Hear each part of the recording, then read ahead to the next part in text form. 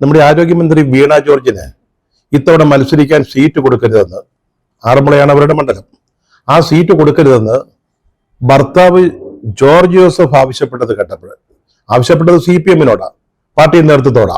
ഈ ആവശ്യം കേട്ടപ്പോൾ സത്യം പറഞ്ഞ ചിരിച്ചുപോയി. ചിരിക്കാതെ എന്ത് ചെയ്യാനാ? നമ്മുടെ മന്ത്രി കഴിഞ്ഞ ദിവസങ്ങളായിട്ട് നമ്മളെ ഇങ്ങനെ ചിരിപ്പിച്ചുകൊണ്ടേ ഇരിക്കുകയാണ്. കണ്ണൂർ റെയിൽവേ സ്റ്റേഷനിലെ പരാക്രമങ്ങൾ, അതിനുശേഷമുള്ള ഭാവാഭിനയം, പിന്നീട് ICU-വില് അഡ്മിറ്റ് ആവുന്നത്, ഇതൊക്കെ പോരാഞ്ഞിട്ട് ഇപ്പോഴത്തെ ശാരീരിക സ്ഥിതി അനുസരിച്ചിട്ട് യാത്ര ചെയ്യാൻ പാടില്ലെന്ന് അല്ലെങ്കിൽ പറ്റില്ലെന്ന് വൈകുന്നേരം വിദഗ്ധ ഡോക്ടർമാരുടെ മെഡിക്കൽ ബുള്ളറ്റിൻ വന്നതിന് ശേഷം 6 മണിക്കൂറിനകം കൊച്ചുവെളുപ്പാങ്കാലത്ത് 4 മണിക്ക് ഡിസ്ചാർജ് വാങ്ങിച്ച് സ്വന്തം സ്ഥലമായ പത്തനംതിട്ടയിലേക്ക് കാറിൽ പോകുന്നത്, ഇപ്പതാ കഴുത്തിൽ കോററൊക്കെ ആയിട്ട് വീണ്ടും ചുറ്റിക്കറങ്ങുന്നത്, ഇതൊക്കെ കാണുമ്പോൾ നമ്മൾ ചിരിക്കുകയല്ലാതെ പിന്നെ എന്തു ചെയ്യാനാണ്? പിന്നെ നമ്മുടെ ജോർജ് ജോസഫ്, അദ്ദേഹത്തിന് CPM എന്ന് പറയുന്ന പാർട്ടിയെ കുറിച്ച് യാതൊരു ധാരണയും ഇല്ലാത്തത് കൊണ്ടാണ് ഇങ്ങനെ ഒരു ആവശ്യം മുന്നോട്ട് വെച്ചത് എന്ന കാര്യത്തിൽ യാതൊരു സംശയമില്ല.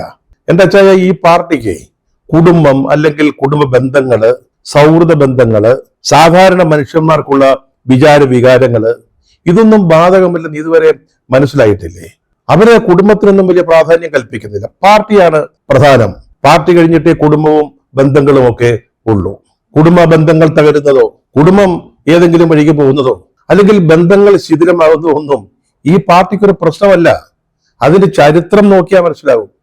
അതിലെ നേതാക്കന്മാരുടെ അനുഭവങ്ങൾ ഓരോന്നോരോന്നായിട്ട് പരിശോധിച്ചാൽ നമുക്ക് വ്യക്തമാകുന്ന ഒരു കാര്യമാണത്. ഒരിക്കൽ ഈ പാർട്ടിയുടെ വലയിൽ പെട്ടുപോയാല് അല്ലെങ്കിൽ അതിന്റെ ഒരു ഭാഗമായി കഴിഞ്ഞാല് അതിന്റെ അർത്ഥം നമ്മുടെ എല്ലാ സ്വാതന്ത്ര്യങ്ങളും നമ്മുടെ മറ്റ് ബന്ധങ്ങളും കെട്ടുപാടുകളും ഒക്കെ പാർട്ടിക്ക് അടിയറ വെക്കുക എന്നുള്ളതാണ്. പിന്നെ പാർട്ടി തീരുമാനിച്ചോളും നമ്മൾ എന്താണ് ചെയ്യേണ്ടത്. നമ്മൾ ഉറങ്ങണോ അല്ലെങ്കിൽ ഉണർന്നിരിക്കണോ, അതൊക്കെ പാർട്ടിയാണ് തീരുമാനിക്കുക. നട്ടുച്ച നേരത്തെ പാർട്ടി പറയാണ് ഇപ്പോൾ അർദ്ധരാത്രിയാണെന്ന്, നമ്മളത് വിശ്വസിച്ചോളണം. അത് മാത്രമല്ല, പാർട്ടി പറഞ്ഞാൽ നമ്മളത് ആവർത്തിക്കുകയും ചെയ്യണം. നമ്മുടെ എല്ലാ കാര്യങ്ങളിലും പാർട്ടി ഇടപെടും. അതതിന്റെ ഒരു രീതിയാണ്. അത് കേരളത്തിലെയോ ഇന്ത്യയിലെയോ കമ്മ്യൂണിസ്റ്റ് പാർട്ടികളുടെ ഒരു ചരിത്രമോ കഥയല്ല. മറ്റെല്ലാ രാജ്യങ്ങളിലും എല്ലാ പാർട്ടി നേതാക്കളുടെയും പ്രവർത്തകരുടെയും അണികളുടെയും കേഡർമാരുടെയും ഒക്കെ കാര്യങ്ങളിൽ ഇതുപോലെ ഇടപെടാറുണ്ട്. 2 പാർട്ടി പ്രവർത്തകർ തമ്മിൽ വിവാഹം കഴിക്കണമെന്ന് വിചാരിക്കുക, അപ്പൊ അത് തീരുമാനിക്കുന്നത് പാർട്ടിയാ. പാർട്ടി ആലോചിക്കും ഈ കല്യാണം നടത്തി കൊടുക്കണോ, അതിനുശേഷം പാർട്ടി കമ്മിറ്റി കൂടി തീരുമാനിക്കും നടക്കട്ടെ, ഈ കല്യാണം നടക്കട്ടെ. അതിനുശേഷം ഈ കല്യാണത്തിന് ക്ഷണിക്കുന്ന ആരാ? കല്യാണം കുറിയടിക്കുന്നത് പാർട്ടി സെക്രട്ടറിയാ. അദ്ദേഹത്തിന്റെ പേര് ഒപ്പം വെച്ചിട്ടാണ് ക്ഷണിക്കുക. അതിനുശേഷം ഈ കല്യാണം നടക്കുമ്പോൾ വധൂവരന്മാര് പരസ്പരം അണിയേണ്ട പുഷ്പഹാരങ്ങൾ ആരാ എടുത്തു കൊടുക്കുന്നത്? അതും പാർട്ടി സെക്രട്ടറിയാ. അവിടെ നമ്മുടെ പെണ്ണിന്റെയോ ചെറുക്കന്റെയോ അപ്പനോ അല്ലെങ്കിൽ അമ്മാവന്മാർക്കോ ഒന്നും അവിടെ യാതൊരു റോളുമില്ല. ഇപ്പോഴിപ്പോഴ് ചില കമ്മ്യൂണിസ്റ്റ് നേതാക്കളുടെ കല്യാണം, അവരുടെ മക്കളുടെ വിവാഹം, അതൊക്കെ ഈ പള്ളിയിൽ വെച്ച് നടത്താൻ തുടങ്ങിയതോടെ അതിനൊരു മാറ്റമുണ്ട്. നമ്മുടെ പള്ളിയുടെ മതിപ്പേ കയറിയിട്ട് പാർട്ടി സെക്രട്ടറിക്ക് പിന്ന് കെട്ടിക്കാനോ മന്ത്രകൂടി പുതപ്പിക്കാനോ പറ്റത്തില്ല. അത് നടക്കുന്ന കാര്യമല്ല, അത് ആഗ്രഹിച്ചാലും പറ്റത്തില്ല. അതുകൊണ്ട് പാർട്ടി നേതാക്കളുടെയോ ബന്ധുക്കളുടെയോ ഒക്കെ ക്രൈസ്തവ വിവാഹങ്ങള് പള്ളി പറയുന്നതനുസരിച്ചിട്ട് അല്ലെങ്കിൽ അതിന്റെ ആ ക്രമം അനുസരിച്ച് നടക്കും. അതേസമയം പലപ്പോഴും ഏതെങ്കിലും ഹോളിൽ വെച്ചായിരിക്കുമല്ലോ കല്യാണം, അവിടെ പൂമാല എടുത്തു കൊടുക്കുന്നത് പാർട്ടി സെക്രട്ടറിയാ. അതാണ് അതിന്റെ ഒരു രീതി എന്ന് പറയുന്നത്. അതിനപ്പുറത്തേക്ക് നമുക്ക് ചിന്തിക്കാനൊന്നും പറ്റത്തില്ല. ഇനി മക്കളുടെ കല്യാണക്കാര്യം അനുസരിച്ചുള്ള സ്വകാര്യ വിഷയങ്ങളിൽ പോലും പാർട്ടി ഇടപെടും. പാർട്ടിക്ക് ഇഷ്ടമില്ലാത്ത ഒരാളിന്, ഏതെങ്കിലും ഒരു പാർട്ടി പ്രവർത്തകന് ഒരു കട്ടൻ കാപ്പി അനത്തി കൊടുത്താൽ അവന്റെ കാര്യം പോക്കാം. അത് പാർട്ടി സമ്മതിച്ചേ പറ്റൂ. പാർട്ടിക്ക് അഭിമതരായിട്ടുള്ള ആളുകൾക്ക് മാത്രമേ ഒരു പാർട്ടി സഖാവ് ഒരു ചായയോ കാപ്പിയോ അല്ലെങ്കിൽ ഒരു നേരത്തെ ഭക്ഷണമോ കൊടുക്കാൻ പാടുള്ളൂ. അതൊക്കെ അലിഖിത നിയമങ്ങളാണ് കേട്ടോ. MP രാഘവന്റെ കഥ അറിയാമല്ലോ.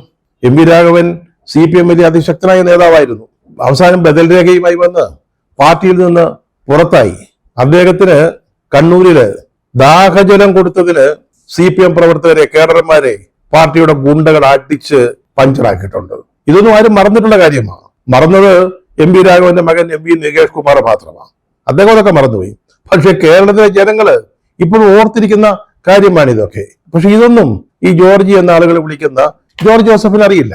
അത് മാത്രമല്ല, നമ്മുടെ TB തോമസിന്റെയും KR ഗൗരിയമ്മയുടെയും കഥയെങ്കിലും അദ്ദേഹം മനസ്സിലാക്കാൻ ശ്രമിച്ചിരുന്നുവെങ്കിൽ ഭാര്യ വീണ ജോർജിന് സീറ്റ് കൊടുക്കരുത് എന്നൊരു ആവശ്യവുമായിട്ട് അദ്ദേഹം ഒരു കാരണവശാലും മുന്നോട്ട് വരികയില്ലായിരുന്നു. TBയുടെയും ഗൗരിയമ്മയുടെയും വിവാഹം, അവരുടെ ബന്ധം, അവരുടെ ജീവിതം, അതൊക്കെ കേരള രാഷ്ട്രീയത്തിലെ ഒരു സവിശേഷമായ അധ്യായമാണ്. കല്യാണ സമയത്തും കല്യാണത്തിന് ശേഷവും ഇതുപോലെ ആളുകൾ സാഹൂതം ശ്രദ്ധിച്ചിരുന്ന ഒരു രാഷ്ട്രീയ വിഭാഗം വേറെ ഉണ്ടായിരിക്കാനിടയില്ല. ഇവർ തമ്മിൽ കേരളമൊക്കെ രൂപപ്പെടുന്നതിന് മുമ്പ് തന്നെ പ്രണയബദ്ധരായിരുന്നു. തിരുവനന്തപുരത്ത് പൂജപ്പുരയിലെ സെൻട്രൽ ജയിലില് 2 പേരും തടവിലായിരിക്കുന്ന സമയത്താണ് ആ പ്രണയം കൂടുതൽ ശക്തമാകുന്നതും മുറുകുന്നതും ഒക്കെ. നമ്മുടെ വൈക്കം മുഹമ്മദ് ബഷീറിന്റെ മതിലുകളെ അനുസ്മരിപ്പിച്ചുകൊണ്ട് അവർ തമ്മിൽ വളർന്ന പ്രണയത്തിന്റെ കഥ ഗൗരിയമ്മ തന്നെ പിന്നീട് പറഞ്ഞിട്ടുണ്ട് മാതൃഭൂമി ആഴ്ചപ്പതിപ്പിൽ നൽകിയ ഒരു അഭിമുഖ സംഭാഷണത്തിൽ. അന്ന് 2 മതിലുകൾക്കപ്പുറമാണ് തോമസും ഗൗരിയും, തടവുകാരാ. അപ്പൊ പ്രണയലേഖനങ്ങള് അല്ലെങ്കിൽ ലവ് ലെറ്റേഴ്സ് അത് ഒരു കല്ലുകൊണ്ട് അത് പൊതിഞ്ഞ് മതിലിനപ്പുറത്തേക്കും ഇപ്പുറത്തേക്കും എറിഞ്ഞു കൊടുക്കും. അതായിരുന്നു അവരുടെ പ്രണയ സന്ദേശങ്ങൾ കൈമാറുന്ന രീതി. അതിനുശേഷം ജയിൽവാസത്തിന് ശേഷവും അവർ തമ്മിലുള്ള ആ സൗഹൃദം, ആ പ്രണയബന്ധം തുടർന്നു. അവരുടെ വിവാഹം നടത്തി കൊടുക്കണമെന്ന് പാർട്ടിയുടെ സംസ്ഥാന കമ്മിറ്റിയിൽ തന്നെ പലപ്പോഴും ചർച്ചാ വിഷയമായിട്ടുണ്ട്. പാർട്ടി നേതാക്കൾ തന്നെ അതിനെക്കുറിച്ച് പിന്നീട് എഴുതിയിട്ടുണ്ട്. 2 പ്രമുഖ നേതാക്കൾ തമ്മിലുള്ള ബന്ധം അതൊരു സദാചാര പ്രശ്നമായിട്ട് തന്നെ ആളുകൾ വളർത്തിക്കൊണ്ടുവന്നു.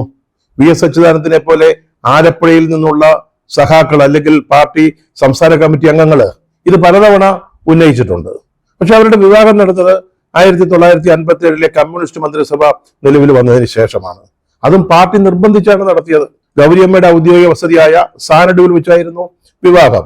അന്ന് പാർട്ടിയുടെ സംസ്ഥാന കൗൺസില് C അച്യുതമേനോനെയാണ് ഗൗരിയമ്മയുടെ വീട്ടിലേക്ക് അവരുടെ അനുമതി ആവശ്യപ്പെട്ടുകൊണ്ട് അയച്ചത്.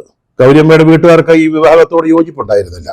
അവര് ഇതിനു മുമ്പ് ഒരിക്കല് TV തോമസ് ഗൗരിയമ്മയുടെ വീട്ടിലേക്ക് ചെന്നപ്പോൾ ഗൗരിയമ്മയുടെ അമ്മ വാതിലുകൾ കൊട്ടിയടച്ചു കളഞ്ഞു. അതൊക്കെ ചരിത്രത്തിന്റെ ഭാഗമാണ്. അവസാനം C അച്യുതമേനോനും കുമാരപ്പണിക്കരും കൂടി അവിടെ ചെന്ന് വിവാഹത്തിന് സമ്മതം ചോദിച്ചപ്പോ വേറെ വഴിയില്ലാത്തതുകൊണ്ട് വീട്ടുകാരെ സമ്മതിച്ചു. അങ്ങനെ മന്ത്രിമന്ദിരത്തിൽ വെച്ചിട്ട് വിവാഹം നടക്കുന്നു. TV തോമസാണ് ക്ഷണിച്ചതെങ്കിലും ഉപചാരപൂർവ്വം എന്ന് പറഞ്ഞ് അതിന്റെ അടിയിൽ ഒപ്പുവെച്ചത് party secretary MN Govindan Nair കൂടിയായിരുന്നു. ആ വിവാഹം നടന്നു. ഈ 2 മന്ത്രിമാർക്കും തൊട്ടടുത്തുള്ള വീടുകളാണ് അനുവദിച്ചത്. വഴുതക്കാട്ടെ സാനഡുവില് ഗൗരിയമ്മ, തൊട്ടപ്പുറത്ത് റോസ് ഹൗസിലെ TV തോമസ്. 2-2ആയിട്ടാണ് താമസിച്ചത്.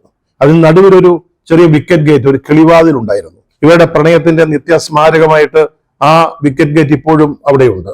രാവിലെ 2 കാറുകളില് 2 മന്ത്രിമാര് സെക്രട്ടേറിയറ്റിലേക്ക് പോകും.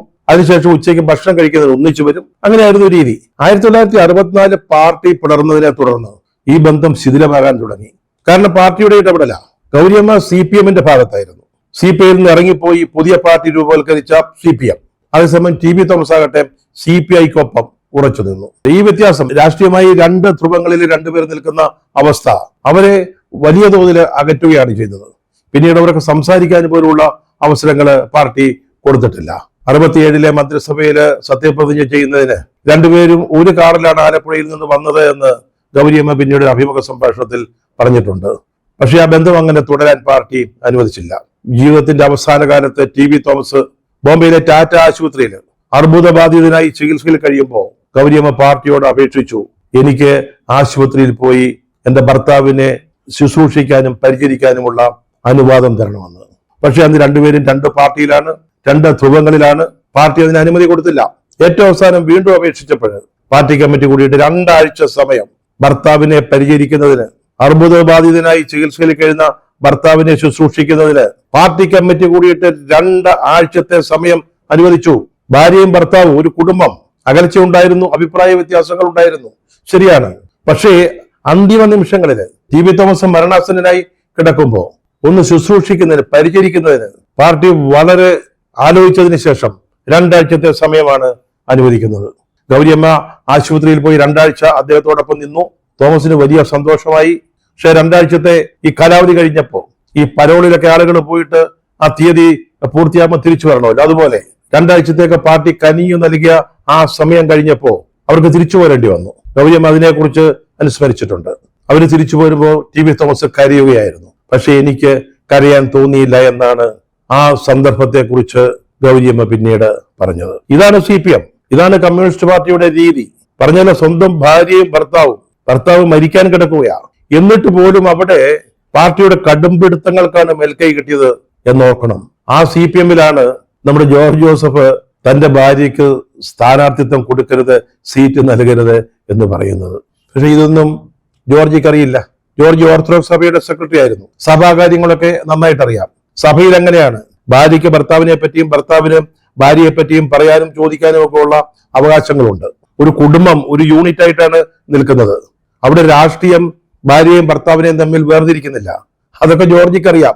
അത് മനസ്സിൽ വെച്ചുകൊണ്ടാവണം ഭാര്യയുടെ സ്ഥാനാർത്ഥിത്വം സംബന്ധിച്ച് പാർട്ടിയോട് അദ്ദേഹം ഇങ്ങനെ ഒരു അപേക്ഷയോ അഭ്യർത്ഥനയോ ആവശ്യമോ മുന്നോട്ട് വെച്ചത്. ഇതൊക്കെ പാർട്ടിയിലെ സാധാരണ കുടുംബങ്ങളുടെ കഥയാണ്. പക്ഷെ ചില വരേണ്യ കുടുംബങ്ങളുണ്ട്. അവർക്കൊക്കെ പ്രത്യേകതകളുണ്ട്, പ്രത്യേക അവകാശങ്ങളുണ്ട്. ഇതൊക്കെ പഴയ പാർട്ടിയിൽ ഉണ്ടായിരുന്നല്ല ഇപ്പോഴത്തെ പാർട്ടിയിൽ. അതായത് സുപ്രീം ലീഡറും അദ്ദേഹത്തിന്റെ കുടുംബവും ഒക്കെ വ്യത്യസ്തരാണ്. സുപ്രീം ലീഡറുടെ ഈണത്തിനൊപ്പം നിൽക്കുന്നവരുടെ കുടുംബങ്ങൾക്കും ഈ പരിരക്ഷയുണ്ട്. അതുകൊണ്ടാണ് ചില നേതാക്കളുടെ ഭാര്യമാര് പെട്ടെന്ന് സ്ഥാനാർത്ഥിയാവുന്നതും ജയിച്ചു മന്ത്രിയാവുന്നതും. അല്ലെങ്കിൽ മറ്റു ചില നേതാക്കളുടെ ഭാര്യമാര് പ്രാദേശിക ഘടകത്തിന്റെ എതിർപ്പിനെ അവഗണിച്ചും മറികടന്നുകൊണ്ട് സ്ഥാനാർത്ഥികളാകുന്നത്. ഇതൊക്കെ ആ പാർട്ടിയിൽ നടക്കുന്ന കാര്യങ്ങളാണ്. അങ്ങനെയാണ് ബിന്ദു ടീച്ചർ മന്ത്രിയാകുന്നത്. അല്ലെങ്കിൽ അങ്ങനെയാണ് PK ശ്യാമള മത്സരിക്കാൻ പോകുന്നത്. ഇതൊന്നും വീണ ജോർജിനെ പോലുള്ള സാധാരണ പാർട്ടി കുടുംബങ്ങളിൽപ്പെട്ടവർക്ക് ബാധകമല്ല കേട്ടോ. ആ വ്യത്യാസമുണ്ട്. ഇതിനോട് ചേർന്ന് ചില അനുബന്ധ കാര്യങ്ങളും കൂടെ പറയേണ്ടതുണ്ട്. 2016 തെരഞ്ഞെടുപ്പ് നടക്കുമ്പോൾ അന്ന് ഓർത്തഡോക്സ് സഭ UDF ശത്രുപക്ഷത്ത് നിർത്തിയിരിക്കുകയാണ്. അന്ന് ഉമ്മൻചാണ്ടിയാണ് മുഖ്യമന്ത്രി എന്ന് ആലോചിക്കണം. അദ്ദേഹം ഓർത്തഡോക്സ് സഭാംഗമാണ്. ഞായറാഴ്ച ദിവസം കേരളത്തിലുണ്ടെങ്കിൽ അന്ന് അദ്ദേഹം പുതുപ്പള്ളിയിൽ എത്തുകയും പുതുപ്പള്ളി സെന്റ് ജോർജ് പള്ളിയിൽ കുർബാനയിൽ പങ്കെടുക്കുകയും ചെയ്യുന്ന ആളാണ്. അത്രയ്ക്ക് നിഷ്ഠയുള്ള വിശ്വാസിയായിരുന്നു. പക്ഷെ അദ്ദേഹത്തെ അന്ന് സഭ ശത്രുപക്ഷത്ത് നിർത്തി. ഒരു സുപ്രീം കോടതി വിധിയുടെ അടിസ്ഥാനത്തിൽ എതിർപക്ഷത്തുള്ളവരുടെ പള്ളികൾ പിടിച്ചുകൊടുക്കാൻ അദ്ദേഹം തയ്യാറാവാതിരുന്നതായിരുന്നു കാരണം. മന്ത്രിമാരെ ആരെയും സഭയുടെ ചടങ്ങുകളിൽ പങ്കെടുപ്പിക്കില്ല എന്ന് സഭ ഒരു തീരുമാനമെടുത്തു. അങ്ങനെ മന്ത്രിമാരെ ആരെയും ക്ഷണിക്കാതായി. അന്ന് മന്ത്രിയായിരുന്ന തിരുവഞ്ചൂർ രാധാകൃഷ്ണൻ കോട്ടയത്തൊരു ചടങ്ങിന് എത്തിയപ്പോ അദ്ദേഹത്തെ അവമാനിച്ചിറക്കി വിട്ടു. അതിൽ ഉമ്മൻചാണ്ടിയെ ചില ചടങ്ങുകളിൽ പിന്നാലെ നടന്ന് അധിക്ഷേപിച്ചതിന്റെ ദൃശ്യങ്ങൾ ഇപ്പോഴും യൂട്യൂബിൽ നോക്കിയാൽ കാണാം. ഇതിന്റെ എല്ലാം പിന്നിൽ പ്രവർത്തിച്ചത് ജോർജ് ജോസഫ് ആയിരുന്നു എന്ന കഥ മധ്യതിരാങ്കൂറിൽ എല്ലാവർക്കും അറിവുള്ളതാണ്. സഭയെ UDF നിന്ന് അകറ്റിയതിനുള്ള പ്രത്യുപകാരമായി സീറ്റ് ചോദിച്ചെന്നും ആ സീറ്റ് അവസാനം ഭാര്യയ്ക്ക് ലഭിച്ചു എന്നുമാണ് മധ്യതിരാങ്കൂറിൽ ഇപ്പോൾ പാണന്മാര് പാടി നടക്കുന്ന ഒരു കഥ. അത് എത്രത്തോളം ശരിയാണ് അത് നമുക്കറിഞ്ഞുകൂടാ. എങ്ങനെയാണ് സീറ്റ് കിട്ടിയത് എന്നും നമുക്കറിഞ്ഞുകൂടാ. പക്ഷെ അങ്ങനെ CPM വലിയൊരു സഹായം ചെയ്തു കൊടുത്ത ഒരു വ്യക്തിയാണ് ഇപ്പോൾ തന്റെ ഭാര്യയെ സ്ഥാനാർത്ഥിയാക്കരുത്, മത്സരിപ്പിക്കരുത് എന്ന് പാർട്ടിയോട് അപേക്ഷിക്കുന്നത്. സഭ പോലെയല്ല പാർട്ടി എന്ന് നമ്മൾ നേരത്തെ പറഞ്ഞു. പാർട്ടിയുമായുള്ള ബന്ധത്തിൽ നിൽക്കുമ്പോൾ ഒരു ഭർത്താവ് അയാളുടെ ഭാര്യയുടെ കാര്യത്തിലോ അല്ലെങ്കിൽ ഒരു ഭാര്യ അവരുടെ ഭർത്താവിന്റെ കാര്യത്തിലോ ഒന്നും ഇടപെടാൻ പാടില്ല. അത് സമ്മതിച്ചു കൊടുക്കുന്ന പ്രശ്നവുമില്ല. അത് ജോർജ് ജോസഫിന് അറിയില്ലെങ്കിലും വീണയ്ക്ക് നന്നായിട്ടറിയാം. അവര് 10 വർഷമായിട്ട് ഇപ്പോ ആ പാർട്ടിയുടെ ഭാഗമാണ്.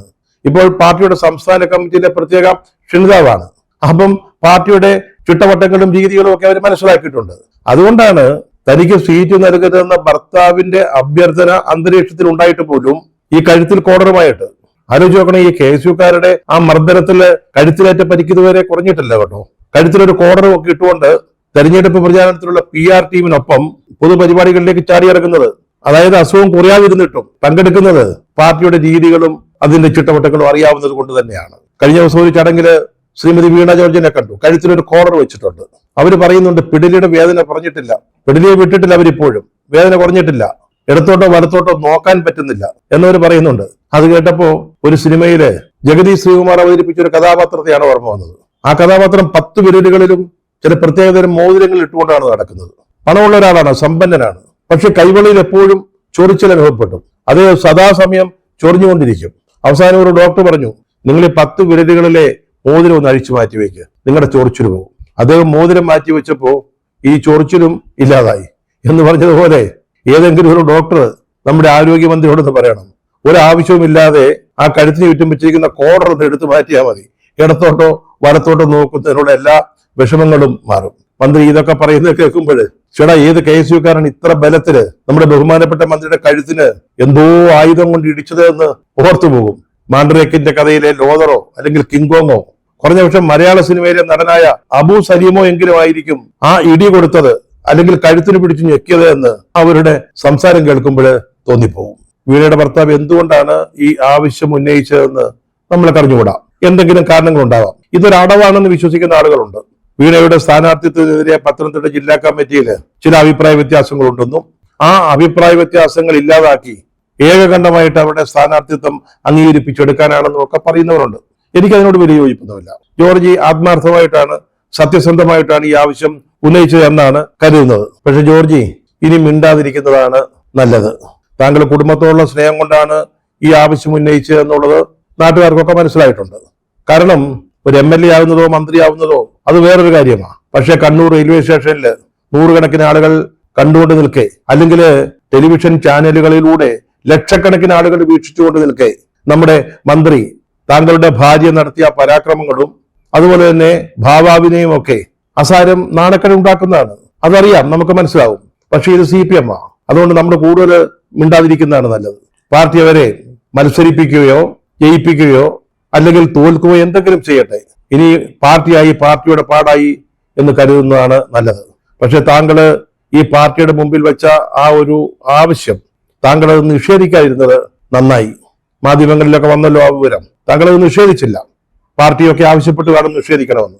താങ്കൾ അത് ചെയ്യാതിരുന്നത് നന്നായി. കുലപുരുഷന്മാർ അങ്ങനെയാവണം.